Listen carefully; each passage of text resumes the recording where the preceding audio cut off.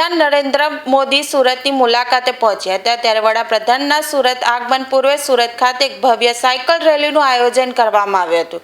રાજ્યના નાયબ મુખ્યમંત્રી હર્ષભાઈ સંઘવીની અધ્યક્ષતામાં યોજાયેલી આ રેલીમાં મોટી સંખ્યામાં લોકો અને અધિકારીઓએ ઉત્સાહભેર ભાગ લીધો હતો। આ સાયકલ રેલીનો પ્રારંભ સુરતના જાણીતા લાલભાઈ ક્રિકેટ સ્ટેડિયમ ખાતેથી કરવામાં આવ્યો હતો।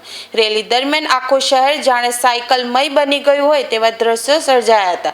રેલીમાં સુરત શહેર પોલીસ, સુરત મહાનગરપાલિકા, જિલ્લા કલેક્ટર કચેરી, ફોરેસ્ટ વિભાગ તેમજ વિવિધ સરકારી કચેરીઓના કર્મચારીઓ અને સ્થાનિક સાયકલિસ્ટોએ મોટી સંખ્યામાં જોડાઈને વડાપ્રધાનના કાર્યક્રમ પ્રત્યેનું પોતાનું સમર્થન વ્યક્ત કર્યું હતું।